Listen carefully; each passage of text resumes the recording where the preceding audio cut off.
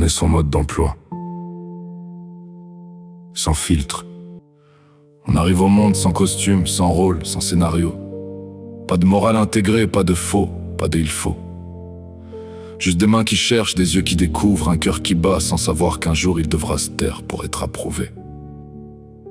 Mais très vite, on nous apprend à dire bonjour même quand on pense bonsoir, à sourire même quand dedans ça s'effondre comme un vieux trottoir.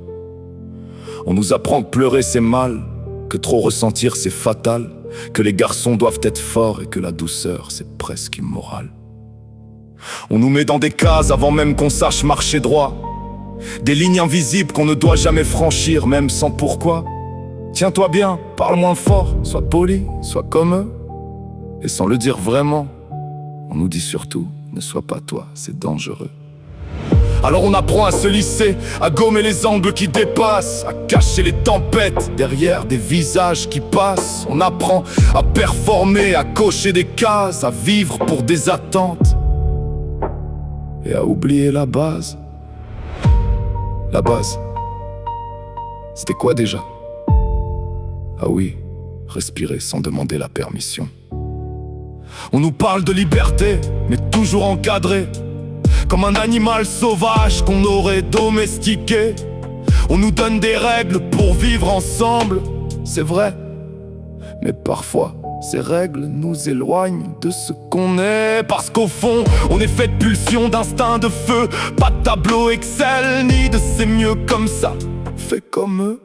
On est fait pour ressentir, aimer sans calculer, pas pour peser chaque geste avant d'oser exister. Mais la société, elle a peur du chaos, alors elle préfère des hommes calibrés plutôt que des êtres vrais. Trop beau, elle préfère la stabilité à la vérité, même si ça veut dire qu'on vit tous un peu à moitié.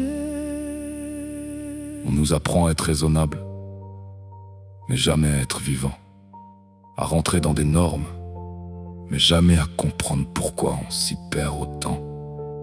On devient des versions filtrées de nous-mêmes, des copies propres bien rangées dans un système. Mais parfois, tard le soir, quand tout se tait, on sent qu'il y a quelque chose en nous qui n'a jamais vraiment parlé.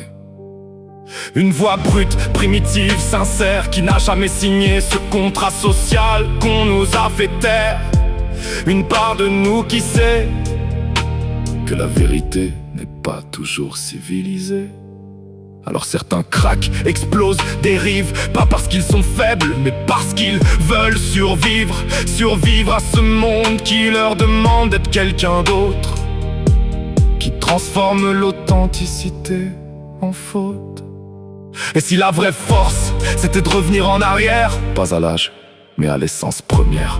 Retrouver l'enfant qu'on a enfermé trop tôt, celui qui vivait sans masque, sans peur du regard des autres. Peut-être que grandir, c'est pas apprendre à se contrôler, mais apprendre à se retrouver. On nous a appris à devenir quelqu'un, mais jamais à rester nous-mêmes. Et si la vraie révolution, c'était simplement d'enlever les filtres